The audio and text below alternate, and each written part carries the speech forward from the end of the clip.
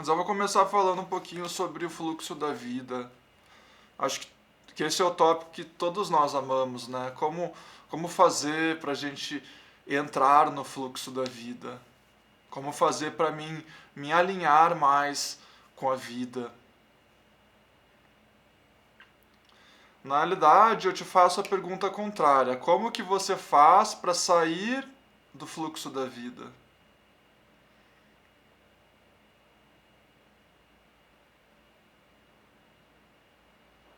Como que nós fazemos a estupidez de sair do fluxo da vida?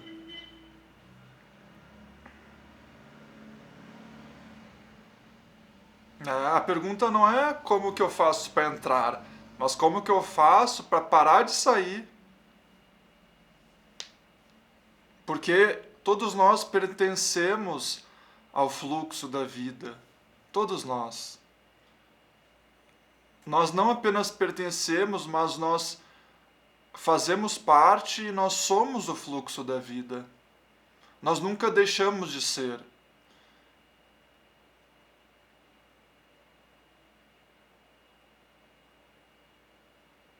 Então não existe 10 passos para entrar no fluxo da vida. Existe, na realidade, como parar de dar os 10 passos para parar de sair do fluxo da vida.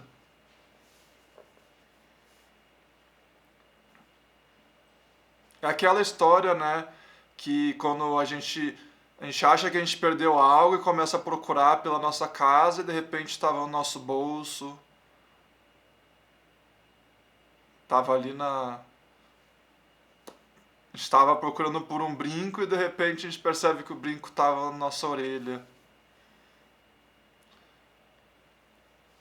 Então, assim, o que eu estou querendo dizer com isso é que o fluxo da vida, ele, ele é o único fluxo que existe.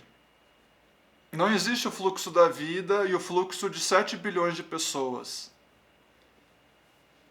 Porque só existe um planeta, né?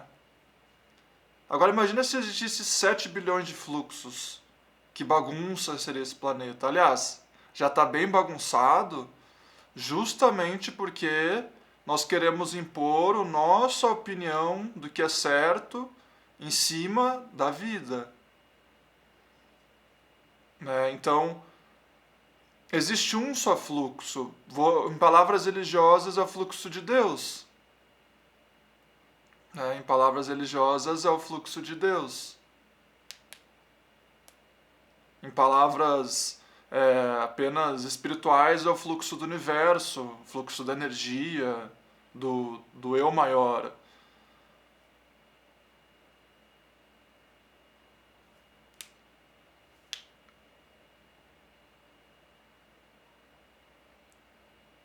Então, na realidade, quando a gente fala como que eu faço para entrar no fluxo, é na realidade como que eu faço para parar de sair do fluxo e lutar contra ele, né?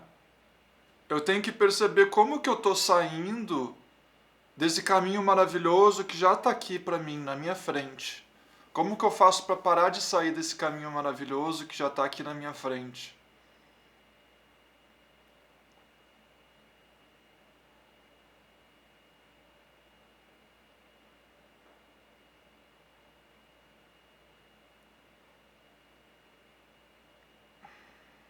A nossa vida só começa a dar errado, entre aspas, quando a gente começa a impor o que a gente acha que é certo sobre a vida. A vida, ela sabe o que é certo para nós. Você imagina, a vida criou essa vida maravilhosa, né? A vida criou essa vida maravilhosa. E você acha que ela não seria inteligente o suficiente para também fazer a nossa vida fluir? Só que daí nós, por nós estarmos na identidade do ego, a gente precisa querer ter o controle. O ego, uma das características do ego é o controle. Ele quer criar o fluxo dele, ele quer orientar as coisas. Eu quero que todo mundo à minha volta seja assim, eu quero que o meu caminho espiritual seja assim, eu quero que o meu trabalho seja assim. E daí quando eu tento impor o meu fluxo sobre o fluxo da vida, vai dar o quê? Vai dar choque. Sim, ó. Vai dar choque. Por quê? Porque o fluxo da vida ele é invencível. E o nosso fluxo é apenas uma poeira. A nossa tentativa de impor o nosso fluxo sobre a vida é uma poeira comparado à totalidade do fluxo da vida.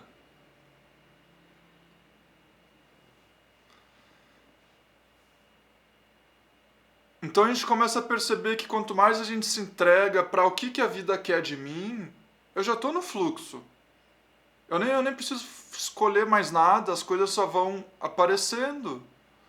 Né? Eu digo isso por experiência própria. Desde que eu comecei a viver isso que eu estou falando para vocês, eu percebi que a vida já está cuidando de mim, mesmo quando eu não queria, mesmo quando eu lutava, mesmo quando eu era birrento, quando eu reclamava, a vida está aqui cuidando de todos nós. A questão é que o ego, ele é aquele, sabe aquele filho malcriado que sai de casa e, né, e fica brigando e criando conflito? É assim um ego. E o ego, ele tem essa característica de querer ser o criador. Ele gosta de ser o criador. Por quê? Né? A gente vê na história da Bíblia, esse encontro não é um religioso, tá? Mas a gente usa aqui exemplos.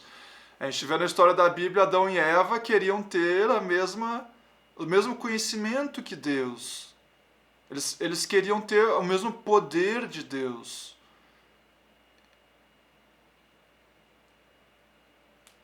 E, e por querer ter esse poder de Deus, eles perderam o poder que eles já tinham. Né? Eles já tinham o poder de cocriar. Né? Essa famosa frase que está aí hoje em dia no Instagram, no Facebook, cocriar. A gente cocria quando a gente não pensa em cocriar. Quando a gente permite que a cocriação aconteça através de nós. E a gente escuta e a gente percebe o movimento nos usando para cocriar. A vida que a gente é a vida flui através de nós. Então, é maravilhosa essa notícia porque eu não preciso tentar fazer a minha vida fluir, eu só preciso me entregar para o fluxo que já está aqui na minha frente, dentro de mim, e já está acontecendo.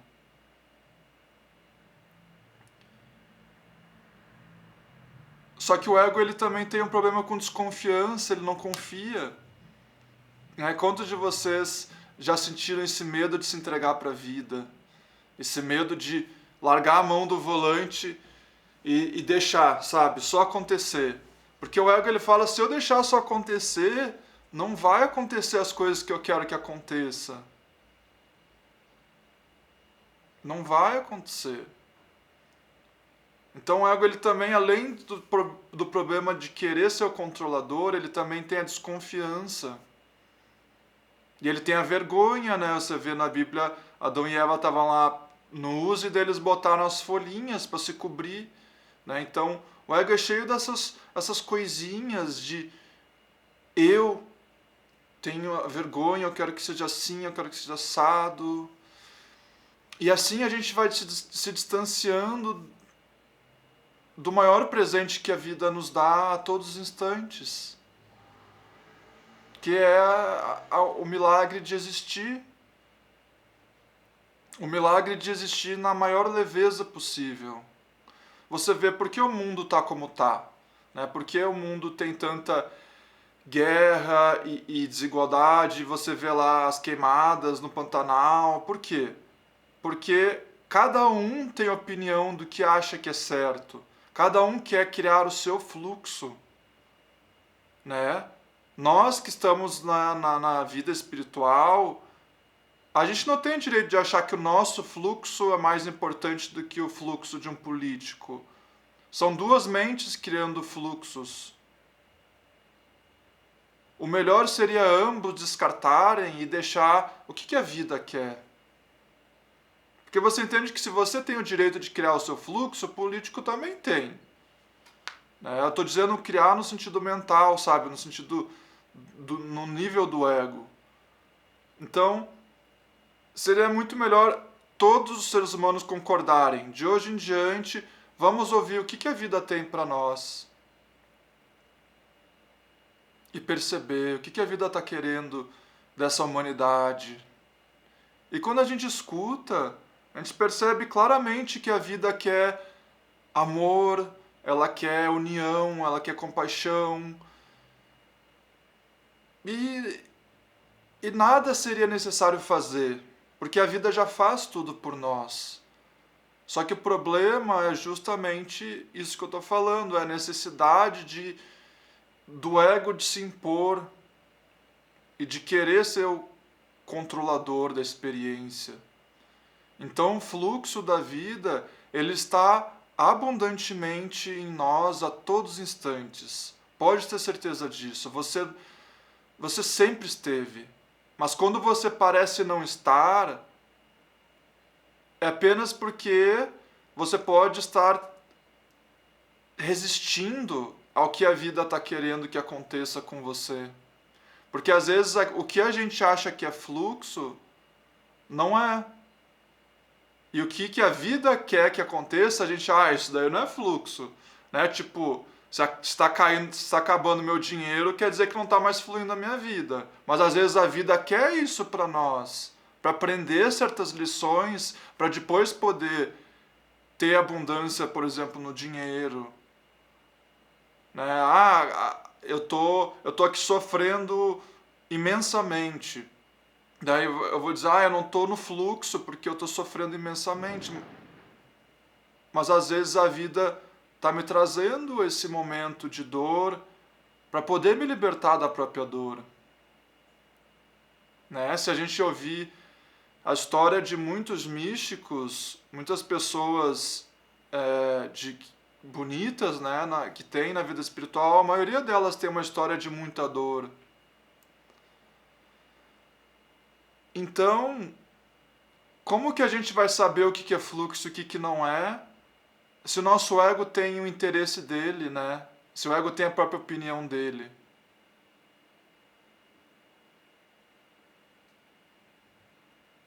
E é por isso que a gente tem que ter muito cuidado com o que a gente pede, porque às vezes o que a gente pede não é aquilo que a gente precisa no momento.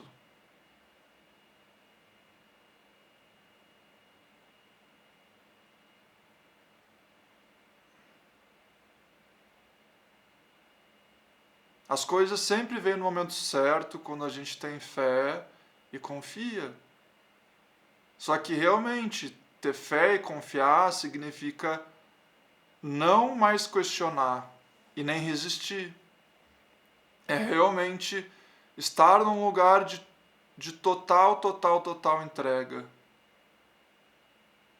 Isso é a verdadeira fé.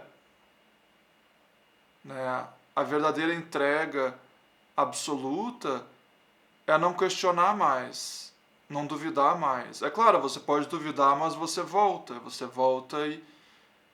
e retorna.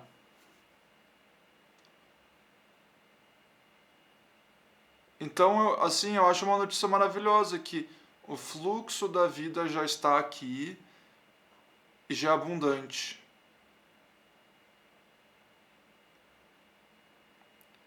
E quando a vida começa a dar choque com a gente, é porque às vezes a gente está tentando impor as nossas coisas na vida. Então eu preciso parar e soltar de novo.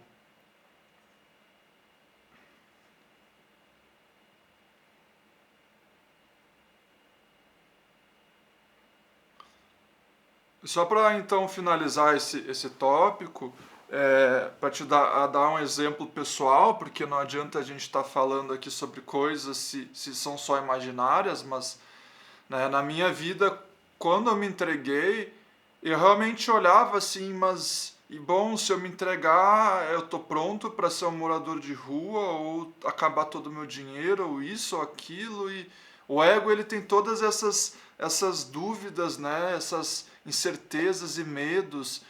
E daí você percebe, mas ou eu vou ou não vou. Ou eu pulo esse abismo do desconhecido, ou não pulo.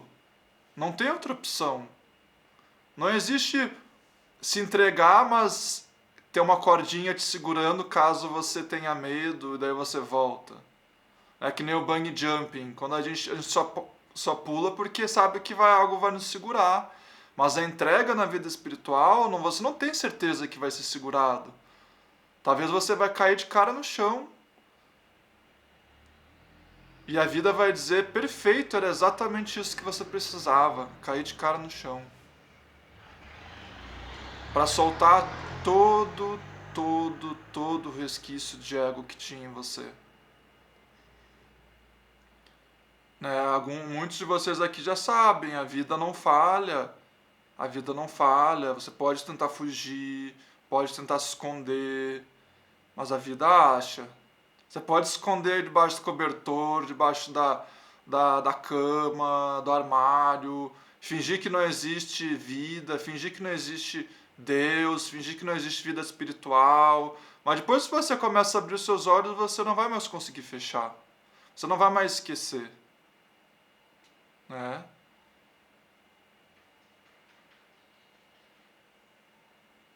E então, por isso que o Adyashanti ele sempre fala para os alunos dele, ele fala assim, muito cuidado se você realmente vai entrar nesse caminho. Porque depois que você entra, não tem mais volta e nada vai ser como você gostaria que fosse. Tudo vai ser como a vida gostaria que fosse. Tá? E só para finalizar então, eu comento isso, né? Que maravilha que a vida é do jeito que ela é e não do jeito que a gente espera. Porque imagina, né? Aqui a gente está em quantas pessoas? Digamos 20 pessoas. Imagina se a vida fosse realizar todos os nossos desejos autocentrados, né? Agora imagina 7 bilhões de pessoas. Coitada da vida, né? Tão abusada pelos nosso ego. Mas é bom que a vida não nos escuta, a vida ela sabe o que é melhor para nós. A vida ela é muito sábia, né? Quantos anos de vida a vida tem? quantos A vida ela é infinita, ela é eterna, ela sabe. Ela sabe. E quem você prefere confiar? Em você que tem 20, 30, 40, 50 anos de experiência de vida ou na eternidade? Eu prefiro muito mais confiar na eternidade, né? Eu não sei se existe um Deus lá em cima sentado numa cadeira ou uma deusa, né? Vamos, para não ser machista, se existe uma deusa. Mas se existe, eu não quero arriscar e não me entregar, né? E eu percebo que me entregando, a vida acontece de uma maneira muito mágica. De uma maneira muito mágica a nossa vida acontece. É tão mágico que você fala: uau, eu não acredito que eu estou recebendo tanta bênção assim. Porque quando a gente para de pedir, a gente começa a receber. E cada pequena coisa já é muito. Né? A gente recebe uma coisinha ali, nossa, gratidão, vida, por esse pequeno momento, essa pessoa aqui na minha vida, esse livro, sabe?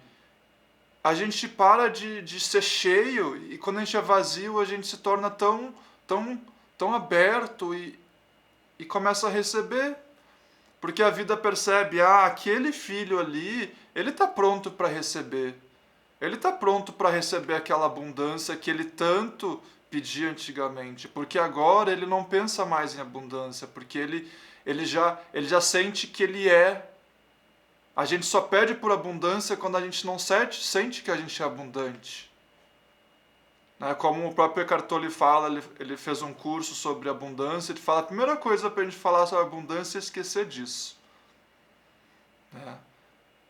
Que a gente já é abundante, só que a gente tem que perceber e acordar para essa abundância.